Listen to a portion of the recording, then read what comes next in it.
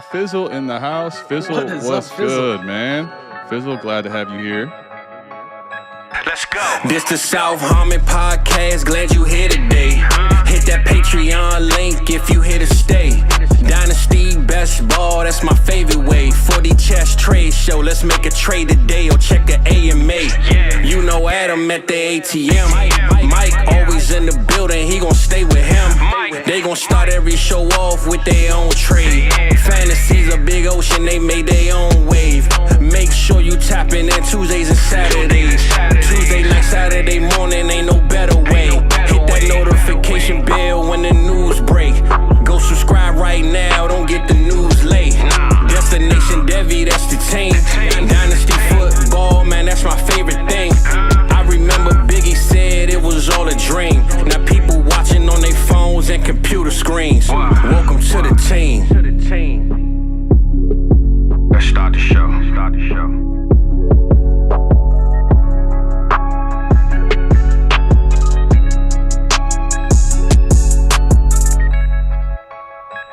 Ooh, a little old school for this Wednesday night AMA.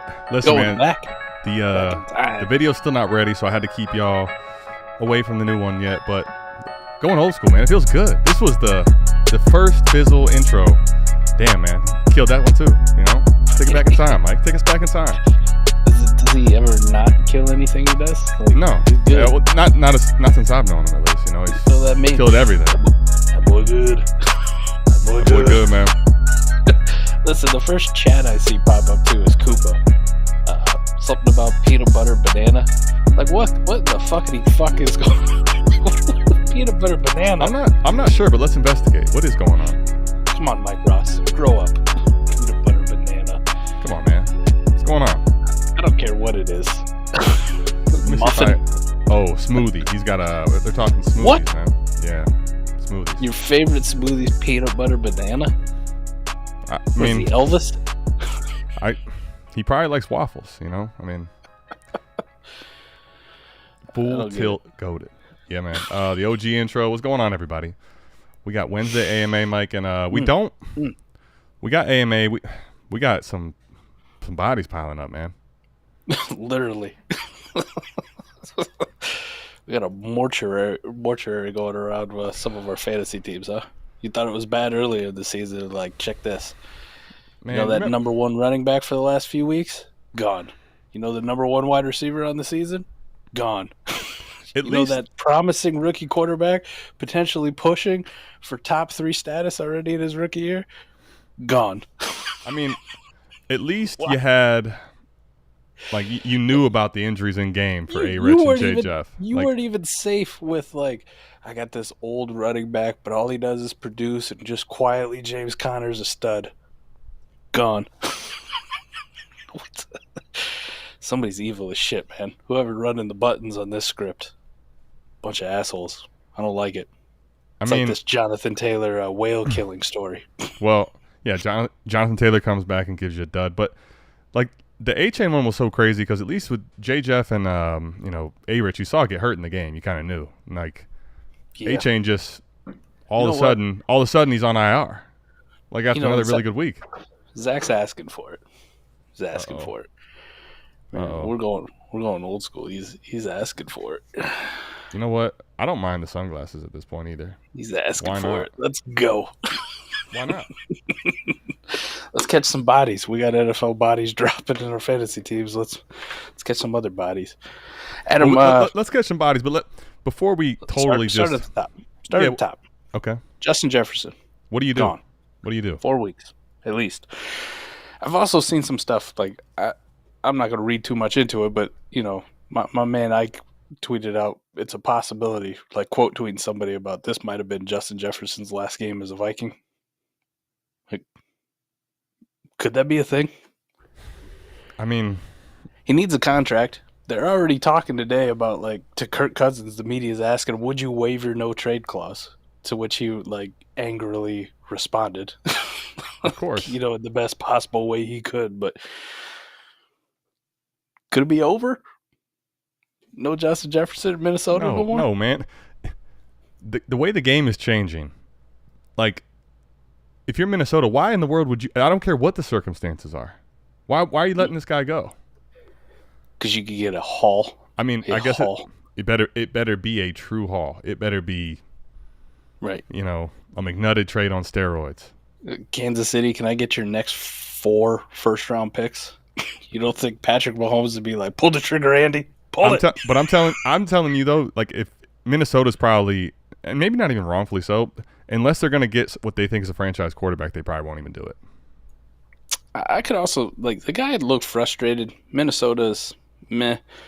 He's going to miss 4 weeks. By the time he comes back, they could be out of this thing. And he's now like, I'm playing season, for a contract. Yeah. Like, this season is a different scenario. Could this actually be like IR? I don't. IR? Like I don't old think school so. IR, not 4-game IR. Listen, it's just like conjecture season, man. Dalton Kincaid's gonna. You hear all kind of shit. All right, sometimes, you know, you need the non-shaded mic. You need just. Maybe he's looking at what Lamar did last year. It was like, I'm good, man. I'm good. You guys ain't winning shit anyways. The difference is Lamar was there was questions as if he's going to get paid. Everybody knows Justin Jefferson's getting the reset of the market. Could you get paid more though if you just really hold their feet to the fire? You know, like, this hammy's still bothering me. I think he's going to get like a wide receiver version of the Mahomes deal. Like, hey, we're locking you up for the rest of your life. We'll figure out the details later, you know? It's a 10-year, $300 million deal for a wide receiver. That's constantly going to shift based on what the market does. We can escalate. Yeah. All right, so they get the Bears, the 49ers, the Packers, the Falcons. Not a lot of layups on that schedule, especially without Justin Jefferson. Nope. And you're already looking at a team that has 1 win this year. I mean, just saying. Here's another question for you. If we're gonna get into the, you know, this isn't where I thought we were going on the start of AMA, but Zach baited me, man. Had to put the shades since on. we're here, if you're Justin Jefferson right now, you can't tell me the way that alphas are wired that he's not thinking about every game I play. I'm trying to chase Jerry. I'm sure, but he also wants money. I know, but you're gonna sit out like half a season trying to do that. Like Jerry Rice's record is outrageous. You're gonna do it. You're gonna give up games too. I don't know. I don't see it. You know how much $20 million a year is? It's a lot of fucking money. How much? A lot. Is it not still $20 million? I ain't got enough fingers and toes, but my redneck math says that's a lot of money. You know. But the difference is him sitting out like isn't, other than I guess injury risk. He's going to get paid. Even if he got hurt, he's going to get the reset of the market. You know. You don't know that, man. We see some crazy ass injuries. Careers get ended in football. It happens. It's a scary game. Sure, but his game is, you know, the fact that he's this young, this good. He's going to get paid. He's trying to probably chase records, and rightfully so. No, I'm not sitting. I'm not personally sitting. If I was him, that's what I think. But right, I don't know. It's because we're broke relative to NFL players, man. We're broke as shit. But here's the thing: he's like not $1 million broke. Feels he's like not broke at all. Less. He's getting paid crazy off the field. He's good. He's secured. Yeah, well, he really wants to get paid. You don't watch TV no more. You ain't seen them Under Armour commercials. You ain't seen these commercials, man. The guy's out here everywhere. Yeah, he wants that. He wants that money, that bag, and rightfully so. And if I was him, He's gonna get it. He's gonna get it. My hammy hurts, bro. I'm shutting her down. I'm good. This is no longer the shades, Mike, that makes any sense. This makes perfect sense, man. When you come back, they're gonna be 1-8. Who gives a fuck? Like, I'm good, man. Y'all have fun. I'm going. You're gonna sit out 8 games? Yeah, 1, 2, 3 Cancun on 3. Let's go. I'm out of here. I'll see y'all next year. Make sure that check comes. The only thing is if they end up trading Cousins away and they blow it up, maybe then like he's just like F this. But I don't know. All right. So on from Justin Jefferson. Is Jordan Addison going to break out now? Well, my question is twofold, really. What Justin Jefferson's gonna do after IR? I mean, the fuck do I know about that? I mean, I'll just give you my opinion. All right. As far as fantasy teams go and dynasty teams go, 2 questions for me. One, if you have Justin Jefferson right now, best ball lineup can be different discussions, but like if you have Justin Jefferson and you're a contender, if you're the Minnesota Vikings in dynasty and your team is supposed to be a contender but it ain't, are you trading him? Are you holding him? And then what if you are 3-2, 4-1 in the mix? What are you doing? If I'm not a contender, you got to pry him out of my cold dead hands. Ain't gonna happen. Cool, perfect tank. Probably ain't playing the rest of the year anyways. Mm-hmm. Right, Adam? Mm-hmm. Definitely. If I'm a contender though, like you got to explore options, man. Sucks to say, but you could be the most strict diamond hand asshole that you want. You're gonna cost yourself that bag this year. So best of luck to you. So here, everyone, let me just shorten it. Justin Jefferson, he's going to sit out. You can't sit out. You got to trade his ass, all right? You can't sit out. You got to do what you got to do, right? You're not the Vikings because you're actually, competing. So you just lost a good player. See what you can do to replace him. Well, hopefully you got depth, where it's not like crucial that you have to. But if you got Justin Jefferson, you spent high capital on him, whether it was through a startup draft or a trade or whatever it was. Unless you've had him since the rookie draft when you got him at 109, then you're cheap, in great. Cheap as shit. Either way, like he's been an integral part of your success this point in the season, and you got to figure out how to replace that production. So it's not like you're just going to plug in Jahan Dotson and hope for the best. That's a big difference between what JJ will score on a week and what Jahan Dotson will. So, Adam, you got to explore it, man. And I think there's a lot of realistic scenarios. Like I've seen some offers that get sent around. We've seen some accepted trades with Justin Jefferson, and I'm like, Justin Jefferson's still good for the dynasty community. We know he's going to have incredible value next year. If I'm on a team that's not doing so well and I got like a Bijan Robinson, like a 1-for-1 swap, like let me get your JJ here. You get this elite young running back. I take Jefferson and just hold all the risk for the rest of the year, which I don't give a shit because I'm rebuilding. You get an elite fantasy producer. Ta-da, now we both win. Shit like that. I'm not saying you got to go down to like Keenan Allen in a first, right? Like go for old crusty production and try to get a first-round pick or something, but do something. Don't just sit there and be like, oh, in 4 weeks I'll be great. And a lot of change in 4 weeks. We're only 5 weeks into the season. We kind of already know who contenders and pretenders are, right? Like that's already shaken out. You don't think in 4 weeks when, especially if you're in median scoring and now you're 0-8 in that time span, your team's not going to look a lot different. Like, shit, I went from the 2 seed to the 9th seed. Shoot, this isn't going well. Yeah. Maybe I should have traded Justin Jefferson when I had the chance. Maybe. I mean, I think you have to at least explore at the minimum. Like you probably don't want to, but like, what are you going to do? I think I'm at least exploring in every league I have him in.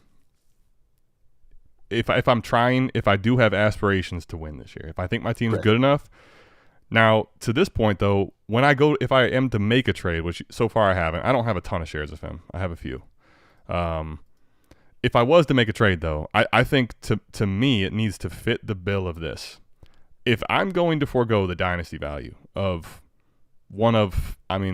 probably 5 to 7 players that people just won't move, right? If I'm going to trade away this asset because of the fact he's hurt, I have to check the boxes. And what I mean by that is, okay, if you're in a lineup league, and let's say it's lineup start 9 or start 10, the trade that I have to get coming back has to solidify the fact that I'm getting a receiver back, which isn't just a, slightly above average or a, wide receiver 15 type warp guy. Like, if I'm just getting that and maybe a little bit of a plus, you're not going to win by losing him and adding that in. Right? Like, that's not going to help you win anyway. So I have to make sure in like a league like that I'm getting down to A.J. Brown or getting down to, a high enough asset that it's not Jefferson, but I probably get a plus back, and now I'm still in the driver's seat or in the range of actually still winning, right? Yep. In a best ball league, I could probably try to find a way to get rid of him with a lot more options because get 3, 4, 5 pieces, whatever it is. Yeah. So, and here's the thing, though. I do want to make sure and caution people, like, if you're going to make this trade, make sure you really think about that, because you could end up trading him. He misses 4 weeks, and you just traded the wide receiver god, and you got back, I don't know, Jordan Addison and, DK Metcalf or something. Like, it's nice, but in lineup start 9 or start 10, I don't know that that's really going to help you win. So my biggest thing is, if I'm going to make the trade, am I going to win? Corey. Alexa, you're living that good life. Play Broadway Girls while I pour this drink. Appreciate you, Corey. I'll do it, man. I'll do it with you. Absolutely. Yeah, I'm with you on the Jefferson thing. Best ball, you're more open. You can move him for a handful of pieces, and it'll make sense for your team. Right. And he's going to command that, right? I'm not just trading for Brandon Aiyuk and a plus. Like, I need 2, 3 pieces on top of that, like, usable for my best ball team. Lineup start 9, start 10. It's like, what am I really replacing him with? Like, there's a possibility, though, like in that scenario, you could do a 2-for-1, Justin Jefferson for a Brandon Aiyuk, and while you're getting 60-70% of Justin Jefferson and Aiyuk, the other one that you get is a pretty big upgrade in a position of need. Like, maybe it's a running back, And I kind of threw this out there, like DeAndre Swift, and maybe some draft capital would be something that would interest me even in a start 9 lineup, like Brandon Aiyuk, Swift in a 2nd-round pick. Really? All right. Yeah. Kind of fits. It's either that or I sit there and I write out this fucking 0 on my team, and I'm replacing them with my wide receiver 6 or 7 on my team, which, with bye weeks and injuries that we already have mounted up, that could be like a, Tim Jones. Right. But here's the thing, though, right? Like, all right, that's a good example of what I'm talking about, because, all right, if your team was heavily reliant on Jefferson before buys, right? Could have been. Yep. And it probably was. Let's just say, for the sake of argument, like, it's not an absolute goon squatted team, right? So you have some depth, but if you don't have Jefferson, and now you got bye weeks coming up, you're already, I'm not going to say you're out of it, but you're at a little bit of a disadvantage. So I love Swift, I love Aiyuk, but like, if you plug those guys into your team, are you really having a much better chance to win this year? If the answer is yes to that trade to you, then I'd pull the trigger. Outside of that, like, what I don't want to do is now pump my future and think I have a chance to win this year when I really don't. That is, I think, what people could end up doing if they just think they have to trade. I think, too, like, we also look at dynasty value and kind of convolute, right, too. Like, start 9, Justin Jefferson's awesome, and he's been awesome this year. Like, he's been awesome. But the reality of it, Adam, like, I'm looking at Warp for a start 10 lineup league, only rostering 25. A-Warp, he's only getting you, like, so far, total, he's accounted for 0.8 wins, which you go, well, he's almost gotten me a full win, like, just by having Justin Jefferson himself. But then you look at, like, some of these other dudes, like Keenan Allen's 0.761, right? Raheem Mostert's 0.724. Like, as far as A-Warp goes. I know, but those dudes are having outrageous good starts. So when you say, though, like, Justin Jefferson is the reason that's carrying your team, it's not necessarily accurate, though, because you could have a couple of these other pieces on there that's been carrying your team as well. So sure, you lose him, you replace him with a couple guys that are in the 0.6 range, right? 0.5 range. Could you still stay afloat and actually still be a super contender? Yeah. Like, it's very reasonable. I don't think you got to be that picky.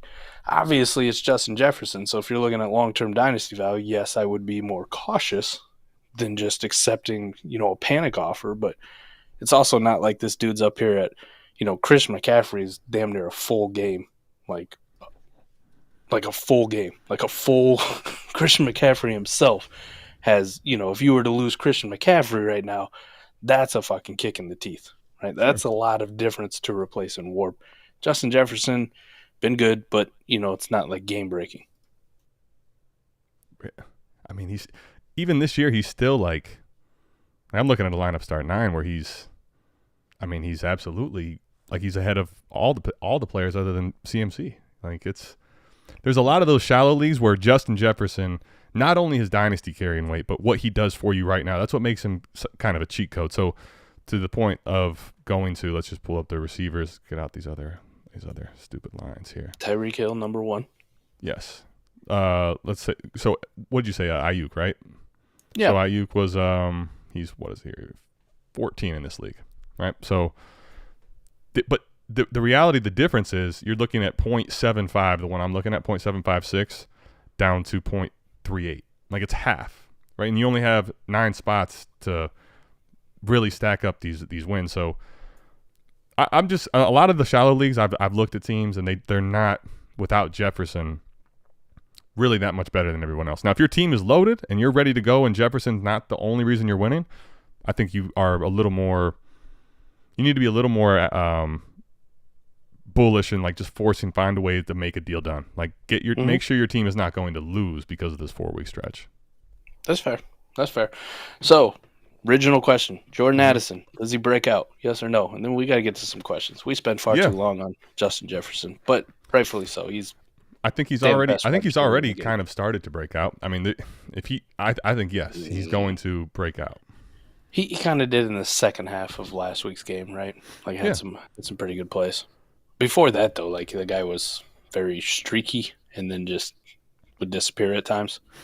Mm-hmm. It'd be interesting to see now that he's the primary. You don't have Justin Jefferson on the other side, so like there's going to be safety help for Jordan Addison. Can he do it? I mean, I think the answer is, for me, unequivocally yes. Like, Brandon Aiyuk is having a great year to start off so far, right? He's in this league. He's 0.419. Addison's 0.353. Like, he's damn near giving you what Ayuk's giving you with Jefferson out there. So, like, I think this is where you are going to see Jordan Addison just out of necessity start to put a step forward. Now, if he doesn't, then I think we're going to have a little more concern for his dynasty value personally. I think the next 3 to 4 weeks are going to determine how people really feel about this kid. I think for me personally, he's at a prime spot for me to sell. Like, yeah, I mean, if his dynasty value is going to let you trade out for a haul, I don't disagree at all. I would Here's trade the him. problem. Like DeVonta Smith had a decent rookie year, like a pretty good rookie year. It wasn't spectacular by any stretch of the imagination. And people just kind of wrote it off and ho-hum, and he fell in startup value from where he was the year before. I mean, we touched all this. Outside of the first game last year, like A.J. Brown being on the other side unlocked everything that you loved about DeVonta Smith. Like, you're going to cover this guy one-on-one, good luck. Like, it's a fucking nightmare for you. But you can't double team him and leave A.J. Brown single covered, right? Because A.J. Brown is so damn good if he gets the ball and just gets a crease. He's so damn good after the catch. Here's kind of where Jordan Addison comes in, because profiles a lot like DeVonta Smith. And so far this season, he's been enjoying the fact that he has Justin Jefferson on the other side. Now the fact that, we can double this guy. We could put a safety over the top to keep him. He has to win in his route. Like, he has to get the separation in his route and create space like Justin Jefferson has for this offense. I think it's a little too much to ask for a rookie or expect it. And I think just where he sits at right now, like, hey, Jefferson's down 4 weeks. Boom, Addison's going to the moon.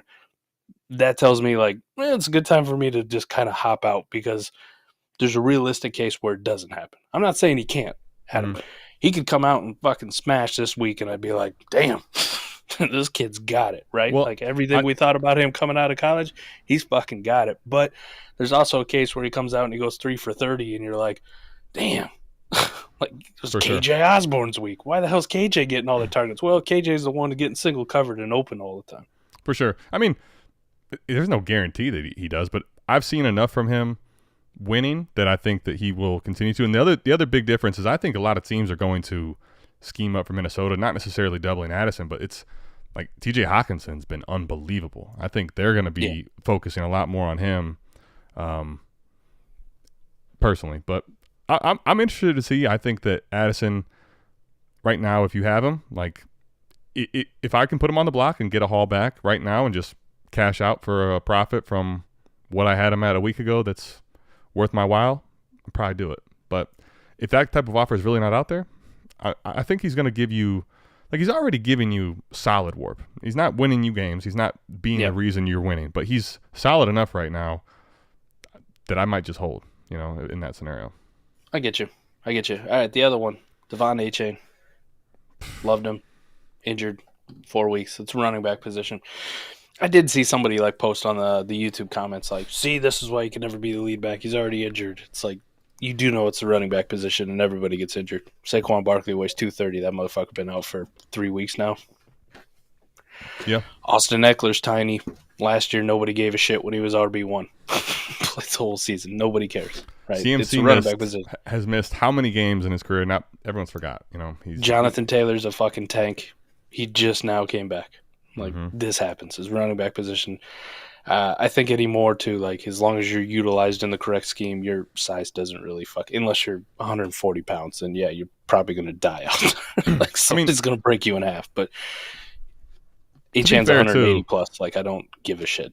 He's fine. To be fair too, Achane landed for me anyway. Like part of the reason I was so he landed in the spot for him. Like I'm like, oh god, to use a smaller running back. Yeah, let this guy find a hole and take off. And like when they drafted him there, I'm already envisioning like maybe there's upside of not even to this, but there's upside for some long runs. And you've seen every time he's out there, it's long runs. Well, congratulations to the Jeff Wilson truthers. Now's your time to shine. I guess the pivot question, does Jeff Wilson go bananas? Definitely still Raheem Mostert. I don't know if Jeff Wilson goes bananas, but you're going to want some Jeff Wilson in these next 4 weeks for sure. Definitely. Yep. Like if they didn't draft Achane, I would have been very interested in Jeff Wilson. Just because he played well last year. He was good. My only pushback on the Jeff Wilson shit was like, there's no way you're taking a healthy Achane off the field with the way he's playing. Like your locker room will say, you're the dumbest coach ever. We're done with you. Like, I don't care how much recreational marijuana use Mike McDaniel and how cool he is. You take a highly performing rookie like Achane who's exciting the crowd, exciting the team, giving them energy off the field, just because Jeff Wilson's coming back off of IR, they would have fucking had a meltdown. Nuclear. We'll see how he does. We'll see how he does, though. If he does solid enough, I wonder if that messes with the rotation coming back. I personally don't. I'm not worried about Achane. He's been so good. I can't see how they take work away from him. But things change in weeks, man. People's opinions change based on a couple weeks. Yeah, they had no problem shoving Salvin Ahmed to the bench. Just making him inactive on game days, too. All right, Mike. I got 8 2024 firsts in a 10-man league. The 2 picks I don't have are at least top 5 teams. How should I go about this rebuild? When you say they're top 5 teams, meaning they're top 5 picks or they're playoff teams? Yeah, big difference. Well, if they are, the way I'm looking at this is he's 2 of the picks he doesn't have. They're better picks. Is it Superflex or is it single QB? Didn't really say either. That's another good definitely question. Changes pick Krim, value if you're still with us, let us know. Even though it's a 10-man league. Ugh. Well, if it's 10-man 1 quarterback and you're missing 2 of the top ones, that makes it a little tougher. Having 8 out of the 10 picks, like you're the guy to go see. 1 if you want to pick, or 2, if you got a guy in mind. I'm the one to come see because I control your fate on whether you have a chance to get it. So, like, how you go about that rebuild, you hold that leverage.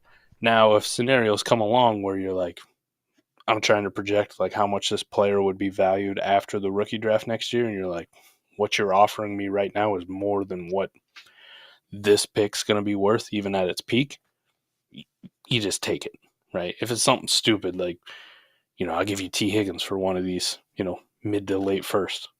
Here you go, bro. You can have one. I'll give up some of my pick leverage for this because this is just such an easy win or so stupid for me. Or, somebody paying it's on Jaxon Smith-Njigba and, just for a random mid to late one of your first. So, like, I'll give you JSN. Well, here you go. Like, best case scenario, I draft JSN next year. So, this is fine.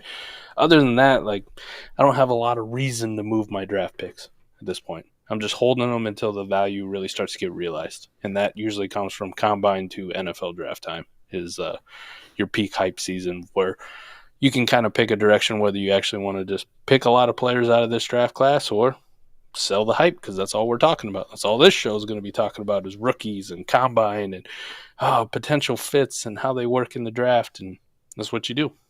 Yeah, I do think I mean, I know you were saying if there's certain offers that come your way, take them. I personally think if you've gone to this extreme, like if you've done all the legwork to get 80%,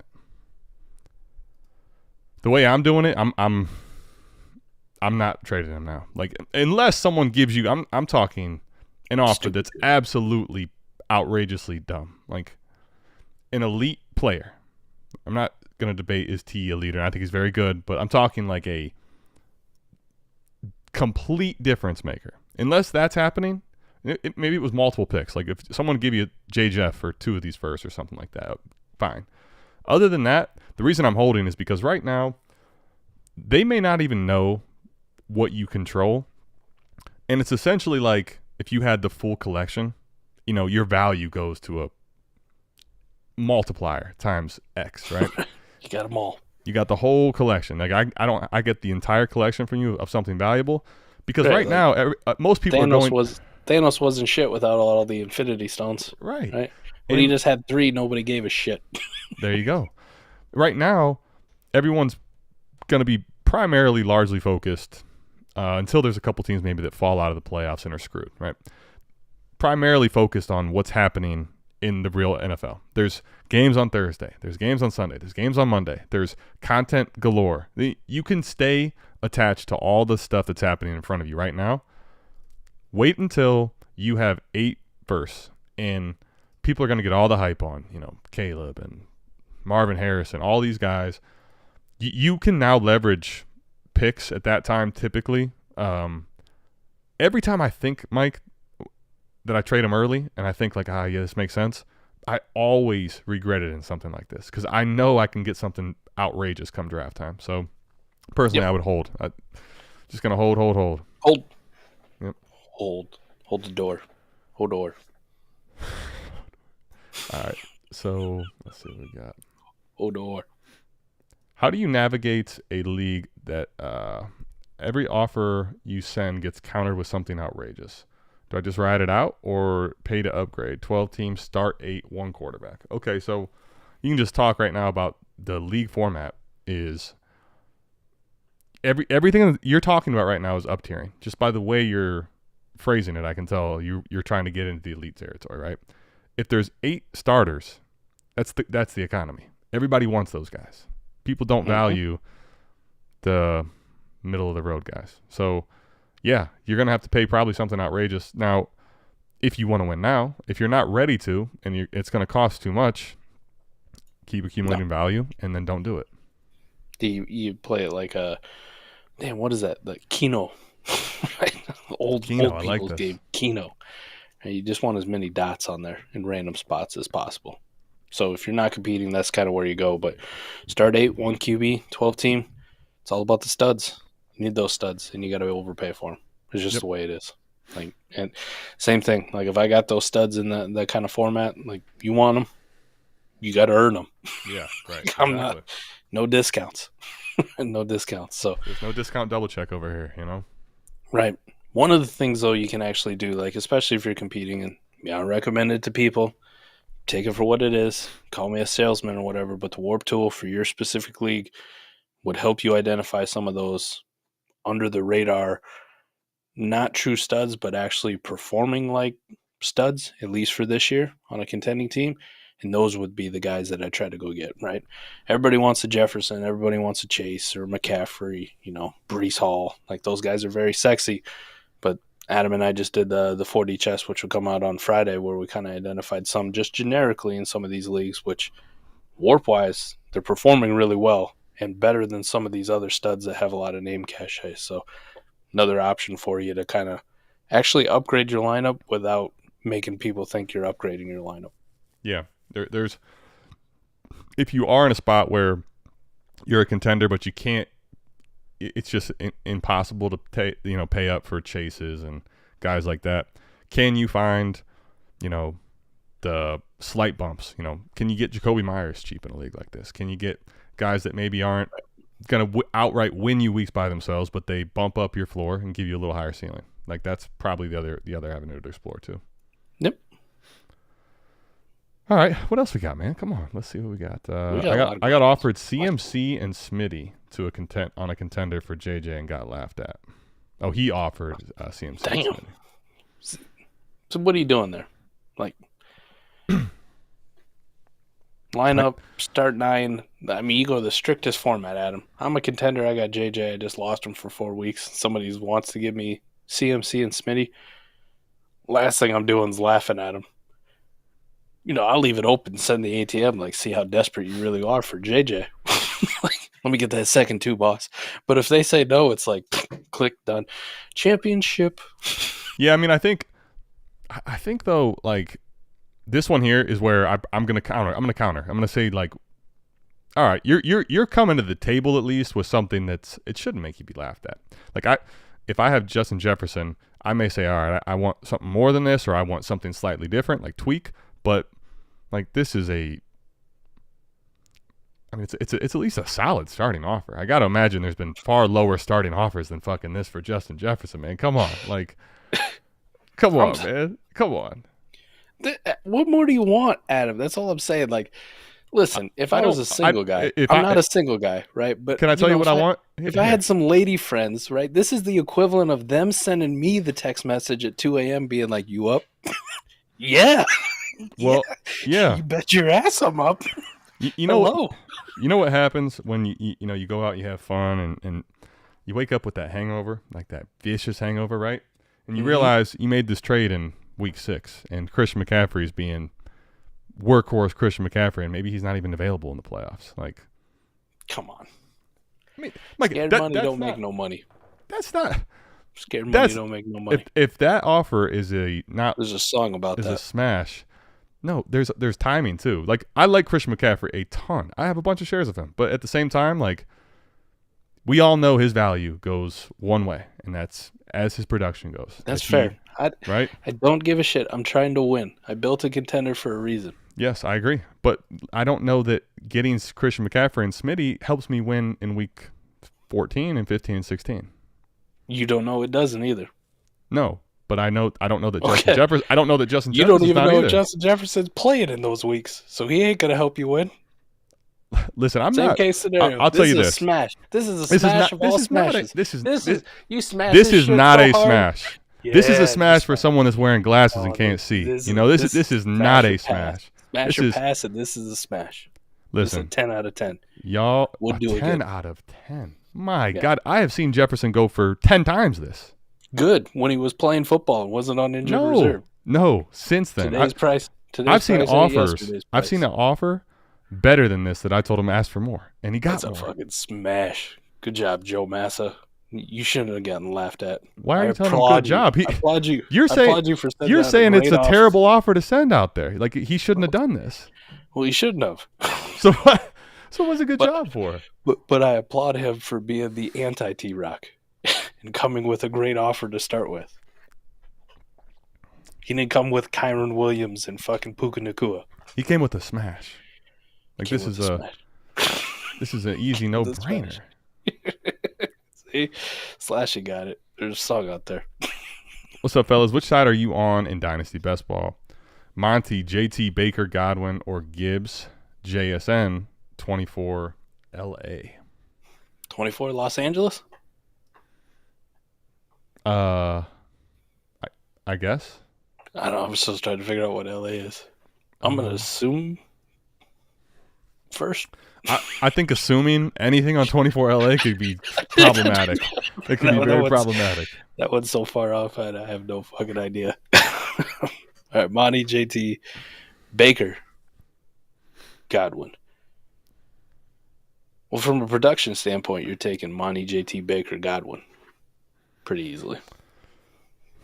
Yeah, I mean, the one thing that's very clear about this trade, other than the LA part, is that this is someone's trying to win and someone's trying to play for the future. Like, yes. I'm assuming that 24 is some sort of a pick. What type of pick? I don't know. I don't know if that means lottery. I don't know what it means, actually. I'm hoping that one day we do know, but one day. 24 large ass. I don't mind that. I'm definitely in. Let me get the 24 large ass. I mean, that already makes me lean that side. And a side of ranch. You gotta have the ranch, man. It's a staple in the Midwest. Are you a guy that just like drinks ranch out of the bottle? Is that what you are? Oh, ranch is good shit, man. Oh no. I mean, I like ranch, but there's levels to. I've seen people do some ill shit with ranch, man. When they come out with ranch flavored vodka, I'm in. Get drunk and get satisfied at the same time. It'd be awesome. Listen, man, I'm sick and I can't smell anything. Right? I changed my daughter this morning. Didn't smell a thing. What you just told me right there, ranch vodka, like, I actually could smell it, and I kind of got a little bit sick in my stomach right there, just thinking about ranch vodka. Yeah, maybe that's 24 late pick. If it was, if I'm on a contender, I want the contending pieces. If I'm a rebuilder, I want the other one. So it's hard to pick a side. Because honestly, if it was a late pick, let me go back to that. God damn it. Where did I put it? If that was a late pick, I think I'm even questioning if I got enough back on that other side. You gave up on quite the rebuilding a side? Yeah. Like if it's a late pick, I'm just saying I might have asked for more, but if you're contending that other side, Monty Baker and Godwin, not the sexiest of assets at this point. The JT one is, but best ball, right? Like that's the one difference for me. But get the points off my team. Give me Gibbs. Give me Jason. Give me another first round pick for my treasure trove. That's fair. That even with late, that's fair. That's fair. Just another one. It definitely ain't a smash. And for me, it's probably a pass. All right. All right. People were fading Achane because of his size and rookie drafts. Then he has 2 big games. Everyone forgets he's 200. I mean, well. We skipped over the Mahomes question. Where was the Mahomes question? Who asked? You just had it. Geist. I'll find it. Geist. Do we have Geist in here? All right. Mahomes was put up on the block. Sent initial offer of Tua, 24 first, LaPorta, Jaden Reed, Gabe Davis, and Jaleel McLaughlin. Would you add your 25 first on top if needed? Depends on the format. I'm assuming this is a lineup shallow league right now.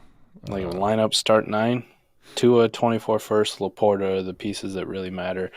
You could probably throw Gabe Davis in there because he's borderline threshold wide receiver, even in a start 9. Like, as much as you hate Gabe Davis, he's been solid enough. So, 16-team lineup start 11, Mike. 16-team? Holy shit. All of a sudden, Jaden Reed and Gabe Davis matter too very much. Dude, I'll just tell you, guys, if you have the ability, like I would almost have to need to see like a team review of this because if you have the ability to forego every one of these pieces and a 25 first to get Mahomes, like I would need to see your depth has to be the best in the league by a mile. And like on the warp chart, like quarterbacks just have to be ridiculous. Like they are undoubtedly 16 teams ridiculous, right? If it's a 16-team one quarterback though, Adam, are they really that ridiculous, or who really gives a shit? No, they're more 16-team Superflex. I would agree. Like they have to be ridiculously scarce. Ridiculously. 16-team one quarterback, there's no way I would do this. Now, if it's Superflex, which is what I'm imagining here, then if it's 16-team Superflex, as much as I hate giving up to a 24 first, LaPorta, Jaden Reed, Gabe Davis, Jaleel McLaughlin, like it seems like a lot. You could talk me into it with scoring warp graph on a 16-team Superflex league. Like, but here's the problem, because I know that's true, right? Mahomes is going to be a god in this format. However, Mike, start 11. You add 4 more teams. Like, this is like a start 14 or 15 12-team league as far as depth goes. You're just shedding LaPorta, 24 first, Jaden Reed, Gabe Davis. That's where it becomes a lot different than on the surface. If this is a 12-team start, almost anything, I can understand getting rid of this as long as you have the backfield depth. 16-team, I'm not even saying you can't do it. I would just need to see your team be ridiculously deep to afford to send all this away. Because I know Mahomes is going to absolutely be a difference maker. That's like in this league, he's basically unattainable. Most people don't ever want to trade him. So I'm with you. This is like playing in a start 10 best ball almost, with how much your depth actually is going to matter. but even different because it's similar. But the difference is you have to find 11 guys during bye weeks that you're going to press the button on. Like every single in best ball, you can just say, I'm going to see which one of these 8 turds makes my lineup, Like I get you. It's tough. It's a lot. It's a lot. You could convince me either way. Either way, the point of it, the last part, would you add your 25 first on top? No. No. I'm good. I don't think I would. LaPorta also in this format, because it is 16 team. I'm curious what Koopa would say about A-Warp here, but LaPorta might really be a difference maker to another degree. Fucking ball game, Sammy ball game, man. Let's go. Love it. Y'all crazy. Y'all are crazy in this fucking thing. Right. Look at Fizzle out there just doing Christian job for him. Fizzle telling Christian, clip this. Yeah, you know what? I'm very much with Fizzle on this, by the way. Like, this should be clipped and put out on the socials. You know, people need to see this. You should have seen us wrestle. We didn't actually wrestle, but it would have been awesome had we did. I don't doubt that at all. I mean, I might not have been able to breathe at one point. I might have gotten completely like smashed. Is that what we should do for the expo next year? We should have a wrestling tournament. We should bring some mats. The gym. We're gonna need people to sign waivers though. In all fair, we could have a discussion on making that work. Like, I mean, somebody tried to wrestle there, right? Rip tried to elbow drop the table in table one. Well, it's kind of like one of those Bills Mafia videos where the table don't break. It just Oof. I would have put money on Rip, but would have lost that bet. Yikes! I saw him. There's some things I would put money on for him for sure. Breaking that table, nah, that would not have been one of them. All right. 12-team Superflex, start 11. I traded Achane and Christian Watson for Smitty and Kyler. Also traded Kelce for Love, needed a third quarterback. Ooh. I don't mind the first part at all. Getting Kyler. No, that's a great part. Yeah, getting Kyler in a situation. If you have a running back that's getting hurt, whether this is before or after, getting Kyler and Smitty is definitely the thing to do. Now, I've already let everybody know that cares to listen that I'm not buying Jordan Love and that I'm worried about his long-term future, and he's given me a lot more reason to really be solidified in that the last 2 weeks. It's not over. It's not guaranteed, but I know there's desperate for getting a quarterback, but man, I can't do this. I cannot do that. That last part's a hard pass for me. Even though I tried to convince you the other night about Jordan Love has actually been pretty decent, at least from a WARP perspective. Travis Kelce still got. So, no. The first part's fantastic, though. So, if you look at a totality of trade. Okay, here you go. So, Achane, Watson, Kelce. Love, Kyler, Smitty. Totality doesn't seem so bad. I think it makes the whole thing a lot more palatable. Okay, solid. It's solid. Like, it's not bad. Got you with big words. The second part of it, though, also makes me think like you just kind of the home run you hit a while ago. Everyone's kind of forgotten about it, Yeah. But hey, you live and you learn. I just think Kelce's still too damn good. He hasn't had the hottest start, but it's kind of like in like baseball. Your first 3 at bats, you get up and you crank one out of the park every single time, and then the fourth one, you strike out on 3 pitches looking. Not a lot of people are going to remember the last one, even though it was egregious. Right? They're like, hey, you remember that guy's 3 home run game? Hey, you remember that he struck out on 3 pitches on his 4th at bat? What's he looking at? What's he looking at up there? Just staring at it.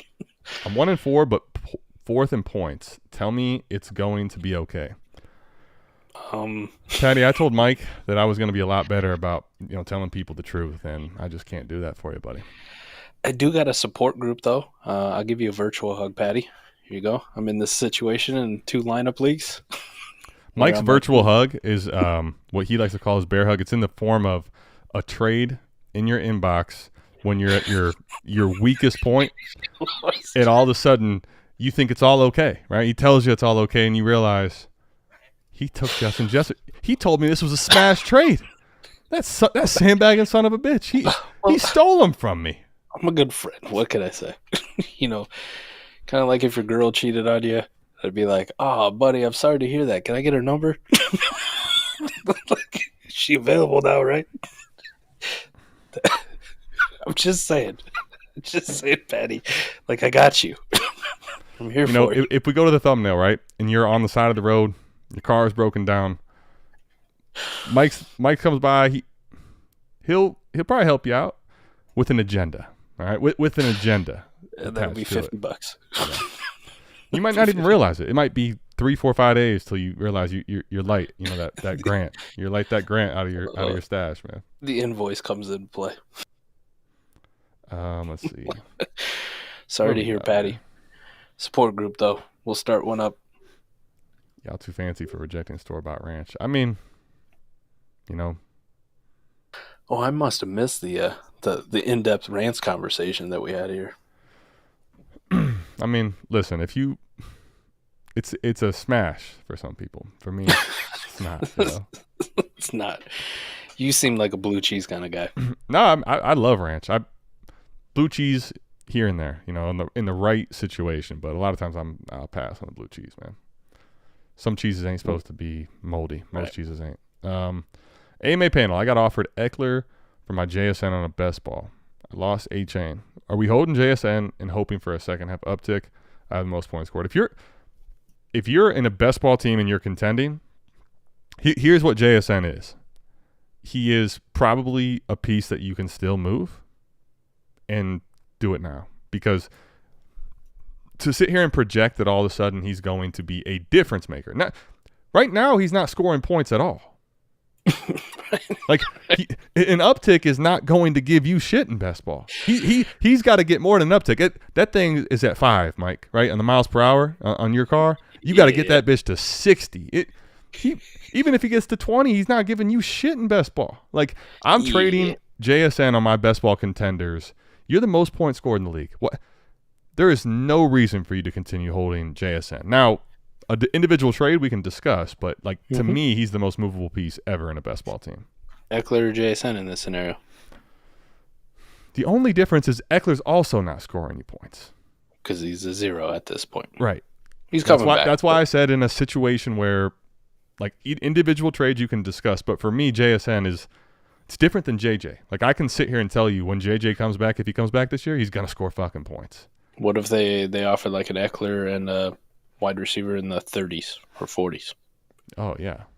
Yeah. 2 pieces. Here, you take JSN. It's going to be a real unsexy wide receiver. I think Slashy just said we have to do a shot of ranch. So, I don't know about shot of ranch. You just said you'll drink ranch vodka. It'll be the first. They don't have it yet because nobody smart enough has invented it. Not my fault. Well, hold on. You're smart enough to. Why isn't it out? Well, give me a weekend.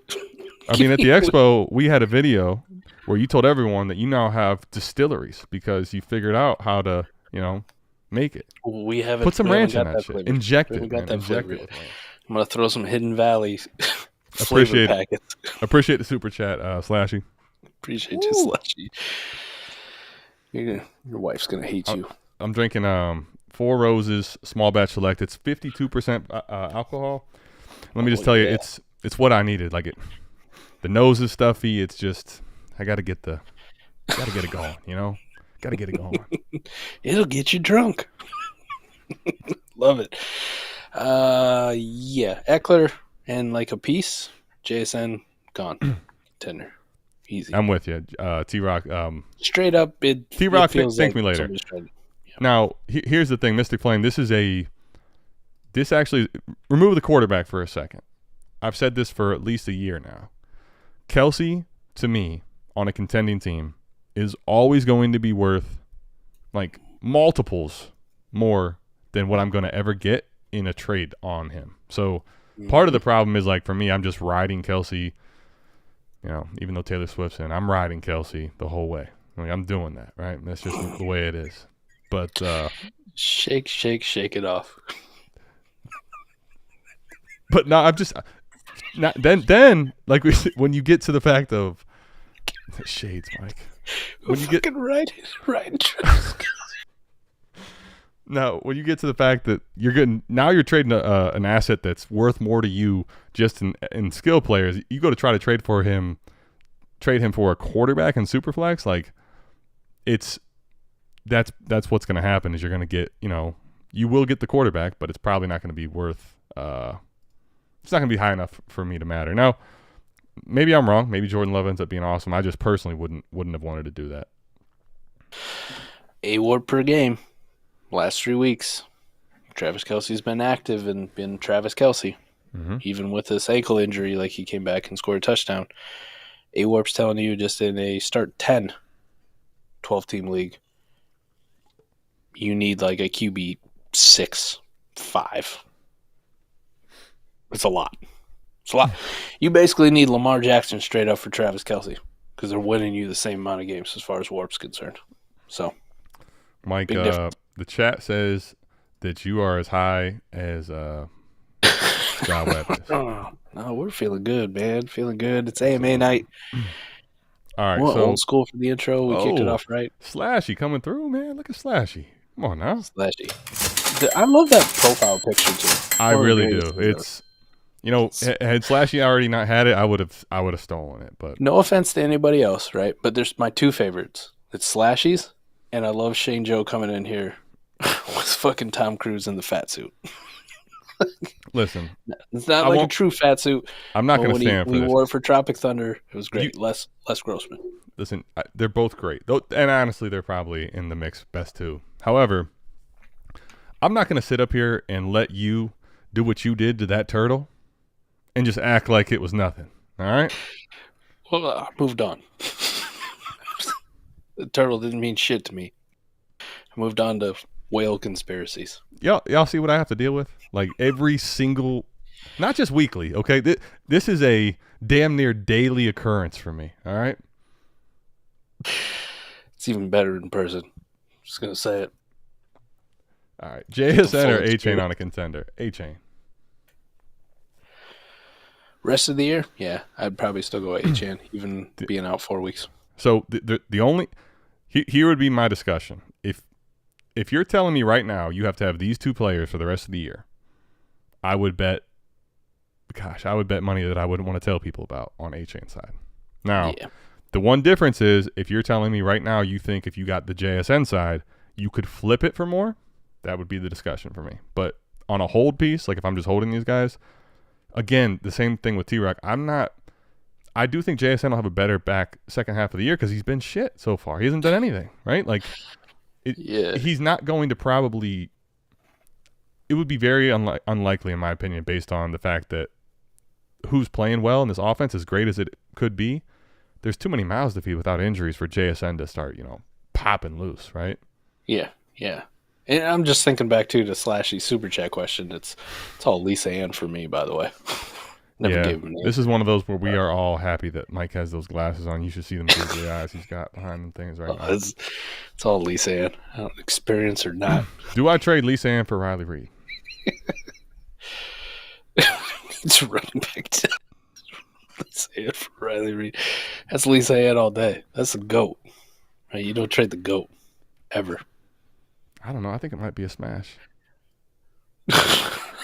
Well, definitely a smash, but Lisa Ann. I'll take. I can't fade Lisa Ann, man. You know I can't do that. It'd just be crazy. I want to. For the banter's sake, I want to, but I can't do it, man. This is like Domino's Ranch and Hidden Valley Ranch. But my body, my body is telling me. All right, baby, I don't want to hurt nobody. Keep that turtle far away. Listen, I'll tell you one thing. We're both singing up here. That turtle is gone. And it's slow. Look, man. Look. Y'all stay away from him. Mike's out here, giving him nicknames, telling him he's his protege. He is. Out here fondling his avatar in front of people in public. Like, just poking it. Just y'all crazy. Just saying hi. Poke the turtle. Yeah. I'm with guys. Hold Lisa. Hold Lisa. All right. So here we go. 12 team, start 9. Man, you know what, Mike? What I do love about the AMAs, these one quarterback questions. I like seeing you have to answer the one quarterback questions personally. You hate it. Inbox offer. Give a 25 first for Hollywood. Team is one QB this easy. Right. So team is Rich, Goff, Breece, Gibbs, ETN, Amon-Ra St. Brown, Garrett Wilson, Addison, Hawk, and Goddard. Yes. Team is 3-2. This is easy. 1 QB, late first. No one gives a shit. You send it for Hollywood. So when Superflex start 9, late first, Hollywood 25 first, whatever. It's a little bit sketchy in lineup, right? Not that Hollywood's bad, but he's more on that borderline of like, could I actually just start him every single week? I think you could, but he's also probably going to have some duds, and he's not like a super difference maker, more of a depth piece. I would say hold that late first or 25 first in this scenario for Hollywood. If it was a super flex league, 1 QB, fuck them picks, man. You got, 3 guys that matter next year right now? Maybe. Well, so here's the thing, right? Like, I'm looking at his team, and he only has 3 receivers he's listing, so that already tells me, like, I don't start 9 and 1 quarterback. You got 8 positional players you got to start. You probably need to start like 4 receivers in a good world. So, yeah, like, you could use the Hollywood share. Now, the one thing too to keep in mind is, okay, Hollywood in a start 9-1 quarterback. Like, he makes your team better, but what does he really do for it? What I would, Mike, before you do that, not saying that you can't, because I'm with Mike. The 25 first, I'm willing to forego if I think I'm really ready to win. But your team's 3-2. I think it's good. I would personally see if I could attach a 25 first and something else. Like, try to package higher, because in this league, you know, Hollywood I think is going to help you in your depth department. But if you could send a 25 first and you got 2 tight ends. So first and foremost, I'm like a first and Goddard to start, or first and Hawk even. I'd rather trade out a Hawk. Like, you know, can I get out of these guys to elite territory somewhere? Like, that's what I would try. Here's the thing for me, though. Like, I'm becoming more open to depth, too, just because the way the season is, right? We kicked off the show by talking about some major injuries just kicking you right in the balls. Here's the other thing, though. Like, we had some bye weeks, and then this week we kind of get spoiled with only 2 teams on bye. But next week, pow, right in the fucking kisser. 6 teams on bye, baby. Bye-mageddon is here. You're going to be looking at week 7 going like, I know it's only start 8, but fucking Trenton Irwin's going to make my lineup this week. God damn it. I hate myself. Actually, it wouldn't be Trenton Irwin because he's on bye. So, go to the next shittiest wide receiver you can think of. Congratulations.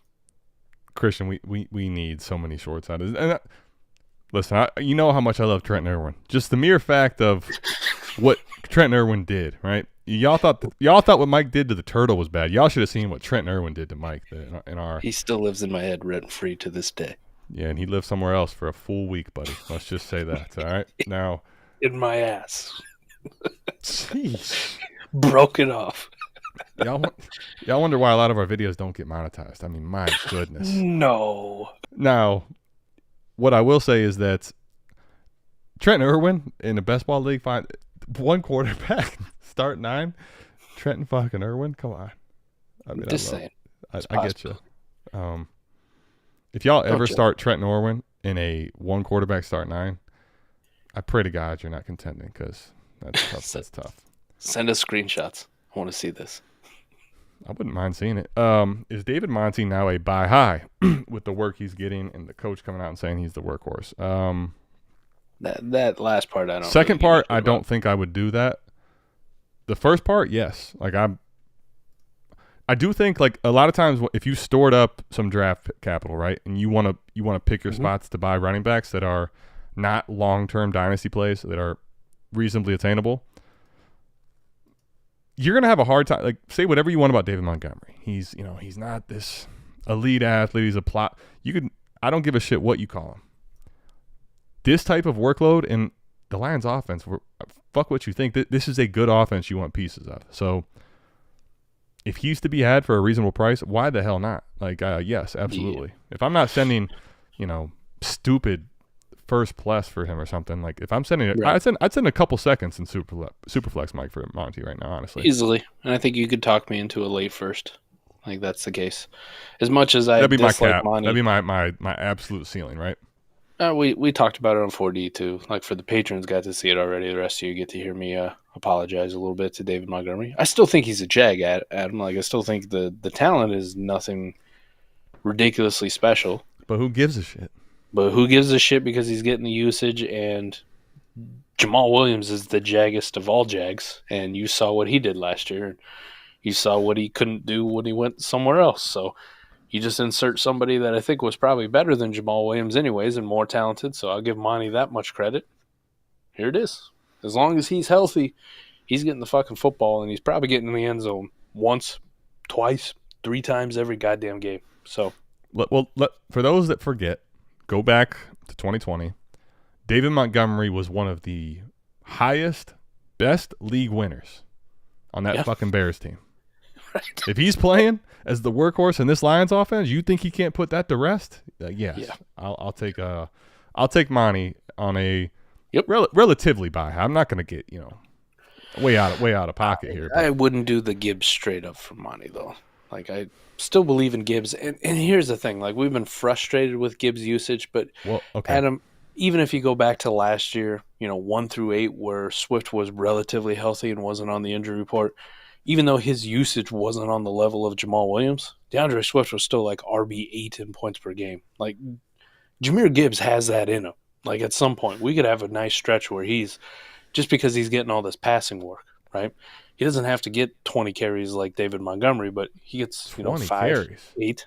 He gets 5, 8, 10 carries, and he gets 5 catches. All of a sudden, you're like, damn, Jahmyr Gibbs, just because of the passing work and how explosive he was, ta-da. Mike, if he gave me 5 carries and 6 catches, I'd be like, holy shit, look what we got. They're not using him fucking at all. Let's not mince words here. Okay. Mike, tell me I'm wrong. Don't bury him. I'm not trying to, but I'm saying if we're going to talk about his usage, like this is JSN type shit. Like what are we doing? He's not getting any usage at all. Tell me I'm wrong. Tell me I'm wrong. I want you to. I need you to sing sweet nothings into my ear. I see nothing about Gibbs' role that's going to change unless Montgomery's role changes at all right now for the rest of the year. Week 1, 7 carries, 2 targets. That was bad. Week 2, 7 carries, 9 targets. Very good. Week 3, 17 carries, 2 targets. Hold on. What happened in week 3? Monty was out, but Monty was back in week 4, right? Yeah. Monty went off. 8 carries, 5 targets. I mean, he has this in him. He just needs to break some longer plays or possibly get in the end zone. But RB8 is not out of the question for Jahmyr Gibbs on any given week. Oh, you mean him finishing RB8 on the week? Yeah. No. I mean, because he could take any. He's explosive enough to take a run or a pass to the house, but the usage is not good. Other than the 1 week. Now, everybody would feel much better about the usage if he had 1 goddamn touchdown on the year, which he does not.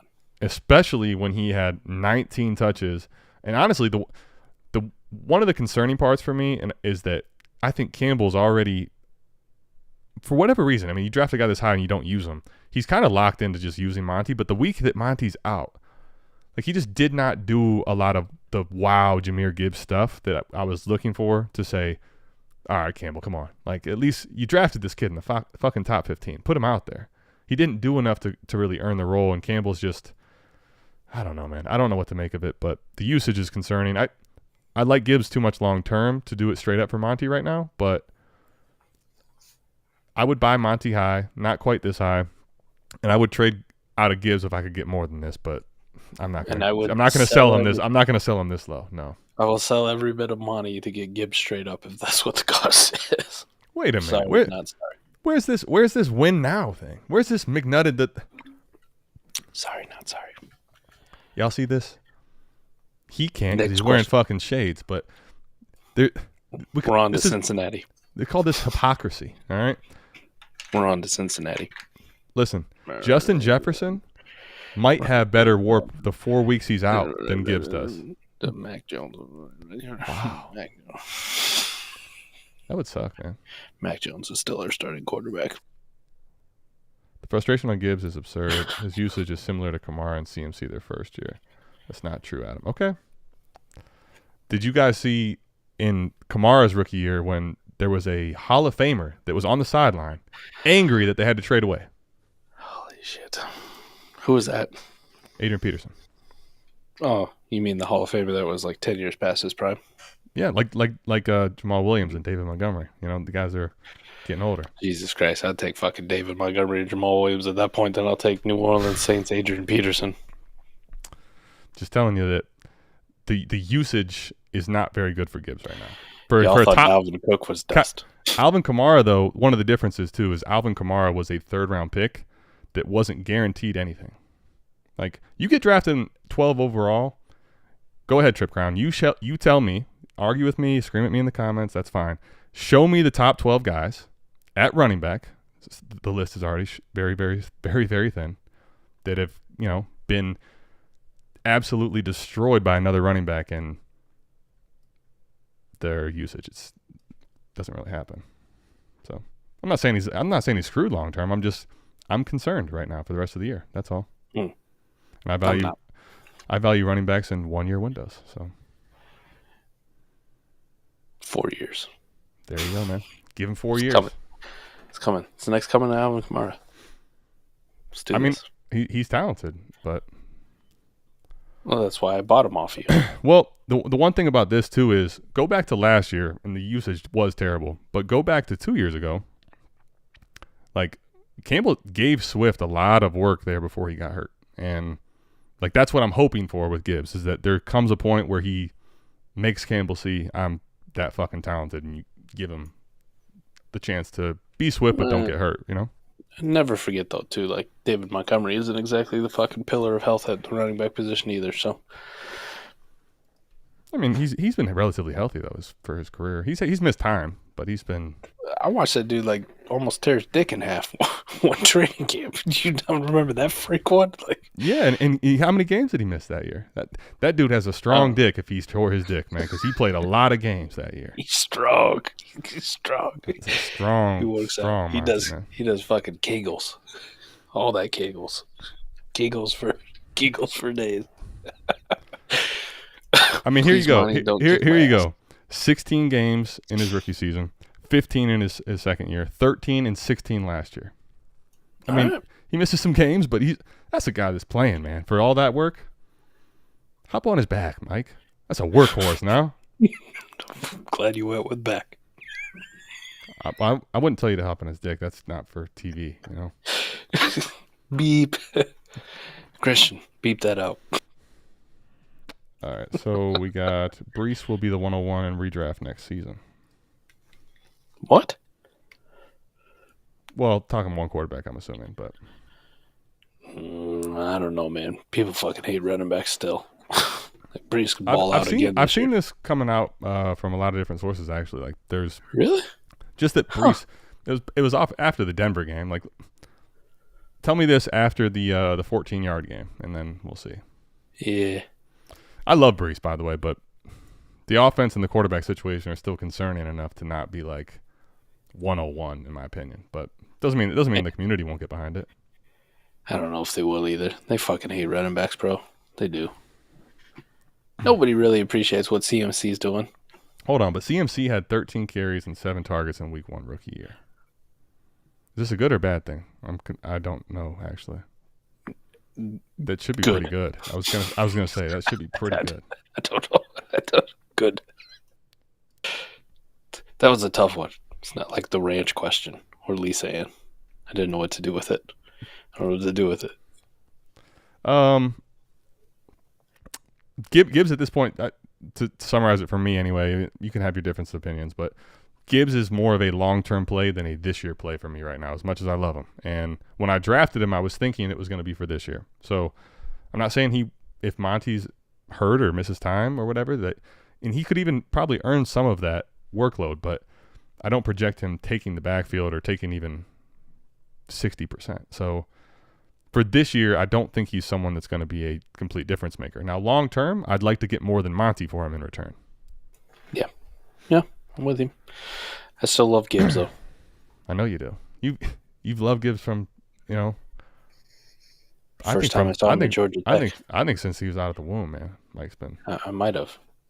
We're kindred spirits. See? There you go. I'm trying to buy Adams or Keenan Allen, but was throwing this offer. Other flexes are Lockett, Roschon, Chuba Hubbard, and Michael Wilson. Where is the question? Yeah. That was to that one quarterback one. I got you. So, yeah, that's what I would like. That's exactly what I would prefer to do, as opposed to getting Hollywood. Like, what's the extra to go get Keenan Allen? What's the extra to go get Adams? I'd pay that. That's exactly what I'm talking about, Mike. Yes. Thank you. Yeah. Because as much as Hollywood will help you, these guys they could carry you. Like, it might be for one season, but they could carry you. I get you. Yep. That's my only point. So at least explore it first. All right. Just a lot of arguments now. I think we just got everybody upset. We did get one more question here from at the bottom. Declan. Yeah, just came through over here. All right. Love you guys. Sorry, not Declan. I'm sorry. Declan. It's the shades. Just give him a pass. It's okay. I can't read. I'm Declan. Fucking dumb. Love you guys. Start 9, 12 team Superflex. We love you too, by the way. I know your name. It's okay. Tight end premium. It's a half point, Mike. Burrow. That's the clan. Like, how you gonna call the clan like he's like a part of some group, some clan?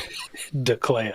And want me to read this question with a straight face, man. That's like the Key and Peele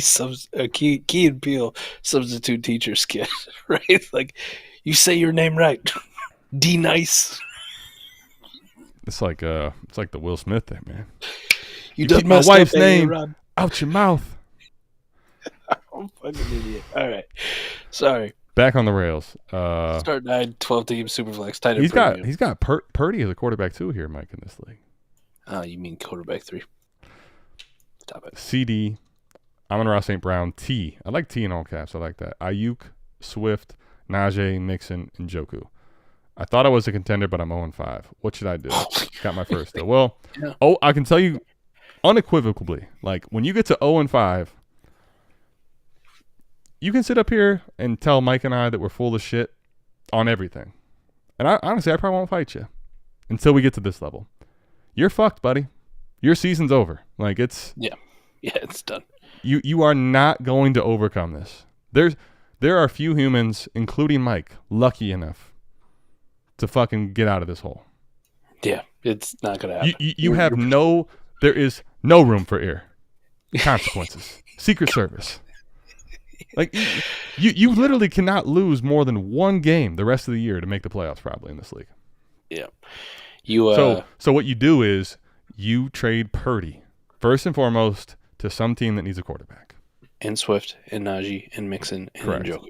Well, and then everybody else that's not Aiyuk and Amon-Ra St. Brown, probably to well, you CD Lamb. You don't have to trade. You can, but they're not must trades. Like Mixon, Najee, Swift, and Njoku have to go. Purdy, y'all see Njoku's face? Yeah, you gotta trade him, man. Oh my god, I can't believe that guy fucking came out and played. Hey, you know what? Like the day after, I have totally changed my tune on like maybe this guy's a little bit. You go out there and play like that. Yeah, I don't give this a tough son of a bitch, man. I don't fucking all care. That bullshit. You can miss me. That's a dude that fucking loves the game of football. I just love him because he's a fucking badass. Like that's. I thought the mask was him just playing around. Like maybe he had like a little bit of a, like a little boo boo. Then I saw that picture today. I'm like, this dude got fucked up and then went out and played a football game and he had like that sweat running down in it. Whoa. What a crazy man. Appreciate it, Chef. Appreciate that, man. Back to it, though. Sell that whole fucking team. Other than, start with the guys that really have to go. With shades of gray. I mean, sell them all. I'm not personally, I'm not selling Burrow right now. It's a bad time to sell Burrow. Gone. Lamar, Swift. I probably will hold currently still. 2 seconds. Purdy can go. All right. This is Mike, let's simplify this. There are must-goes. We did this on a campus to Canton. Must-goes, should-goes, and you probably want to hold, right? There's not that many holds on this team. Burrow's probably a hold. Maybe Lamar's a hold. Keep trade cut. Everybody else is a could-go. You got to get the right price. Like that would be CD Lamb, Amon-Ra St. Brown, T. Higgins, Aiyuk, end of Lamar, list. Burrow. Yeah. No, well, I would say CD, Amon-Ra, T, and Aiyuk could go, right? They got to have the right offer, though. The rest of them have to go. I'm going to get rid of Purdy. I'm going to get rid of Swift. I'm going to get rid of Najee, Mixon, and Njoku on this build.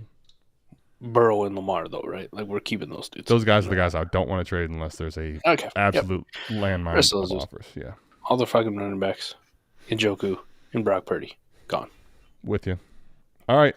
This question is, it's not a super chat, but it's for Mike, and I'm going to give him the super chat sounder because he cashed out along the way so many times. I don't even know how you feel about this anymore. It's crazy, man. This is Q Trade Cuts Dynasty wide receiver or tight end number 1. I feel like if y'all remember in Anchorman when he's in the phone booth, I'm in a glass case of emotion. Like Mike doesn't know what to do anymore. He traded so many shares in the offseason. Yeah, listen, if he's a top tight end 1, just give me Njoku straight up. And then he's a top tight end going into the year, and you trade, but then whatever you have left is still a tight end 1, and you still might win out. So I don't know how do you value him, and where are you at?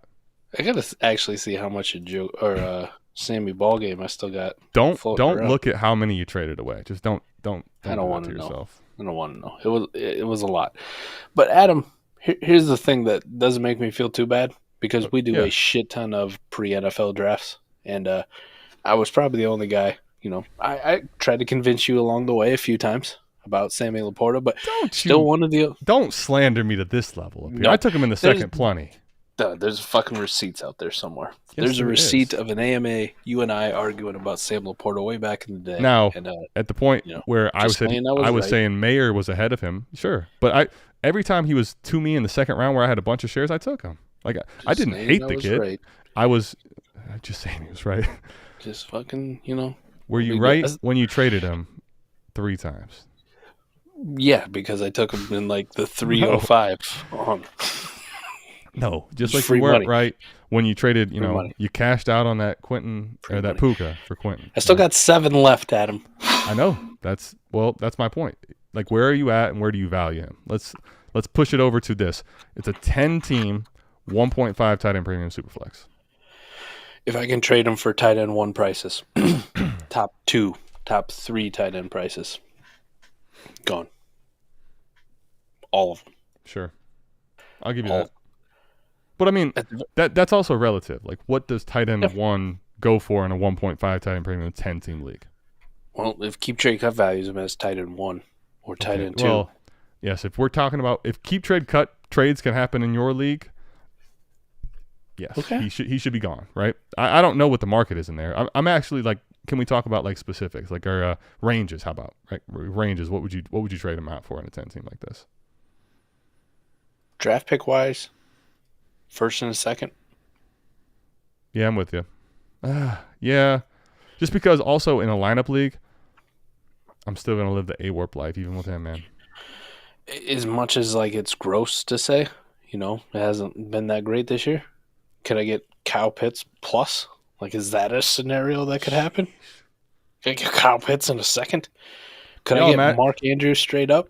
Could I get Travis Kelce straight up? Imagine telling somebody in May, when you draft LaPorta at the 208, watch me get your Kyle Pitts plus in week 6.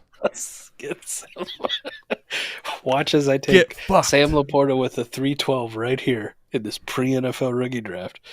Fast forward 9 months. Well, you're going to be begging me. You're going to be begging me. He didn't fall out of the second round in any of our drafts. He still went. Did he really? Yes, he did. Where? Yeah, not 312. Maybe in an IDP. Buddy, trust me. I was just looking at this the other day because it always makes me laugh. I got you. You talk here while I pull it up. Swear to God. Oh, come on, Ja Webb. He was easy to see ahead of time. Listen, no, I will give Mike as much bullshit as he spews, which gives me basically a pass to give him shit for the rest of his life. He's one of the first people to talk about him, one of the last people to talk about him. The only thing that's funny is that he was so glowing about him but traded out of a lot of shares. He still has a bunch left, but he was the only person that I know talking about him, including every creator out there in 2021. 13 pre-NFL drafts, real money, real leagues. You're in these fucking leagues, Adam. You did them all. You keep track of every one of them. Sam LaPorta has an average draft position of 33.38 across 13 leagues. Yeah, he was going like late second most times, but if he goes in 312 one time, that's going to swing it down. Can you do math? Yeah, 36. 12 plus 12 is 24. Right. Third round would be 25 through 36. Right. So he went in the third in some, but Not some. Pull it up. How many did he go in the third round? 33, let's do that. 37, 31, 36, 36, 30, 32, 29, 38, 36, 36, 34, 29. There is 0 second-round selections of Sam LaPorta in any single one of these. Never. So then I'm tripping. It must be when I took him in the second, that must have been a post-NFL draft. Post-NFL draft, okay. Correct. His earliest selection was pick 29. Adam, so you're talking the 305. No, you're right. Pre-NFL draft, no one expected him to go that high. Nobody gave a shit except for Mike, where he got him everywhere. Well, but you also didn't go out on a limb and take him in the round 2 either. You just said he didn't go. I went out on a limb for 2 years trying to convince Ray to even scout this fucking guy and watch like one game of film. No, you're right. I took him at the 208. That was in a post. The only one that had my back was Jordan Backus. The only one. He looked at the analytics and was like, define have your back. He said anything? He said his name? He talked that he was a person? No. He sent me graphs that showed Sam LaPorta's on a historic pace. Nobody was clamoring. He went in the third round in every one of our drafts, okay? John, that's what I'm talking about. Keep reading.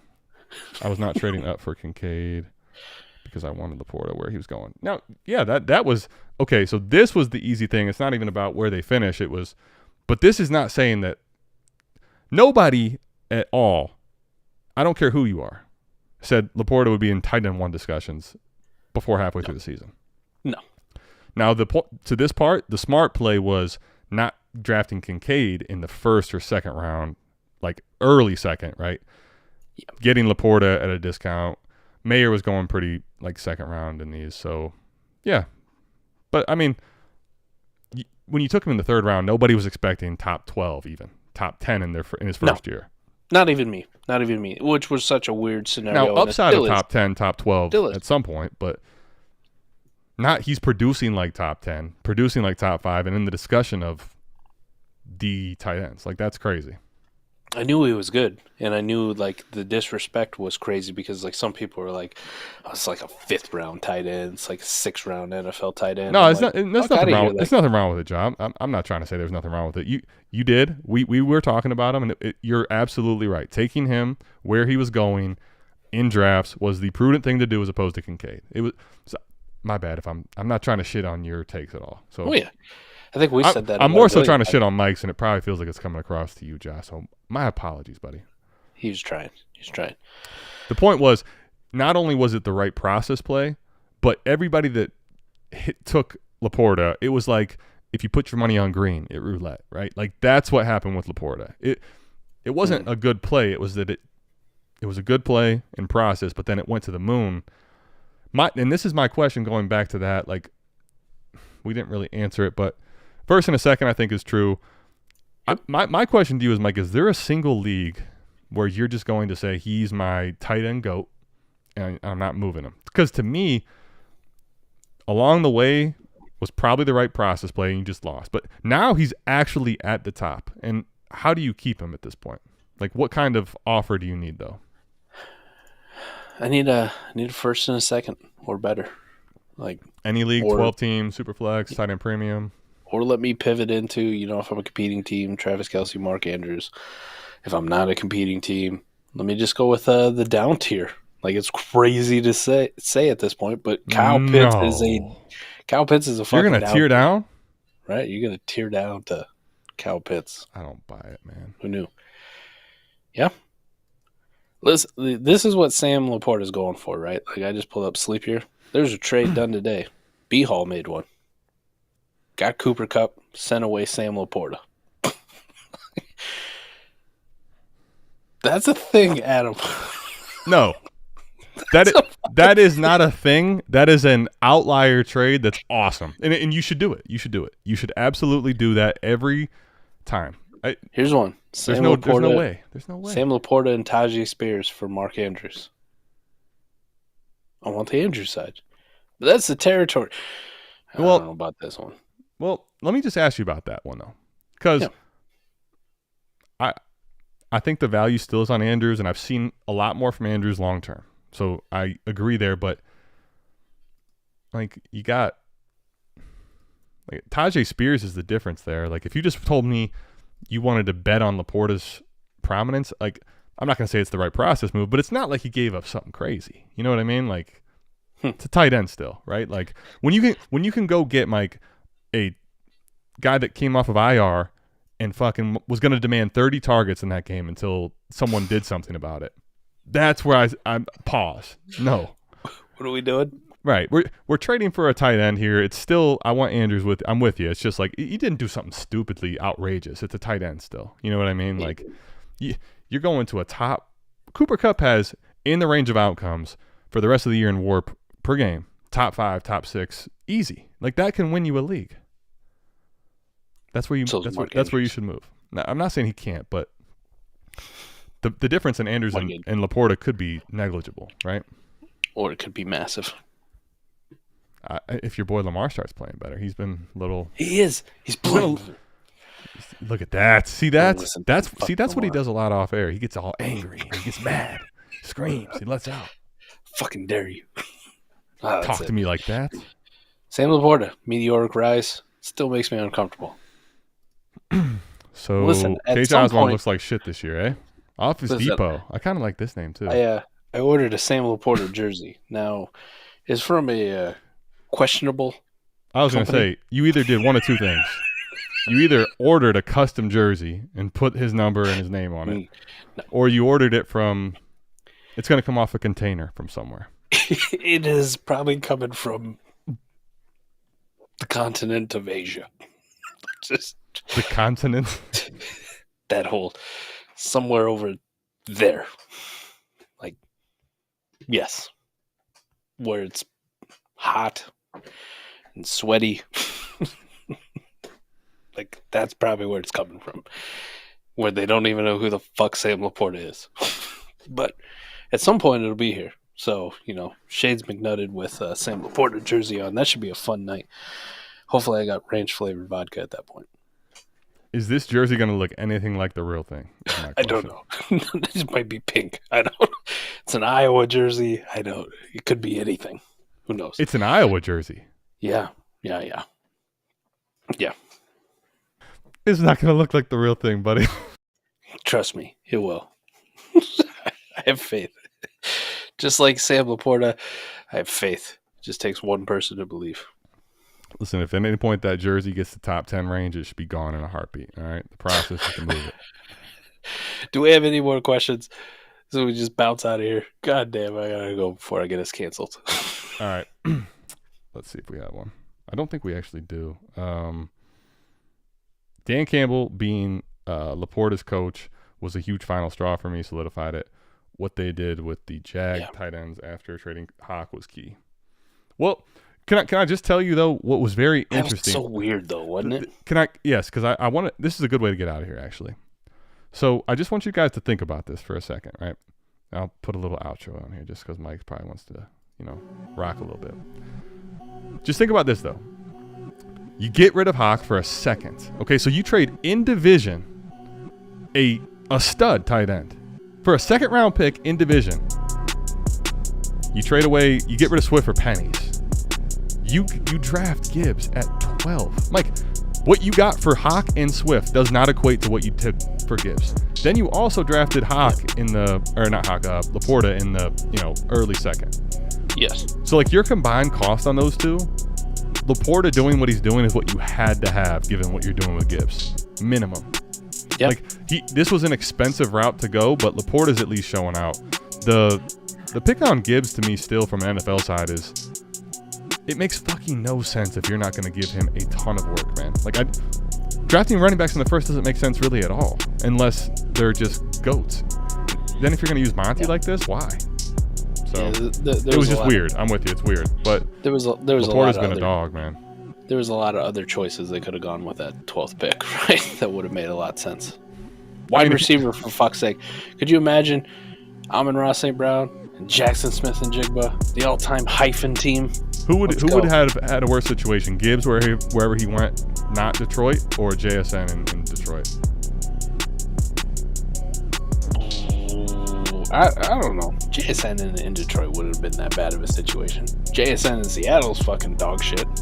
Like that one didn't make a whole lot of sense to begin with, but anyway, it is what it is. Anyway, yeah, I think at this T-Rock, point, I'm sorry Adam's been ignoring you all night. I still love you, just so you know. I'm so sorry, T-Rock.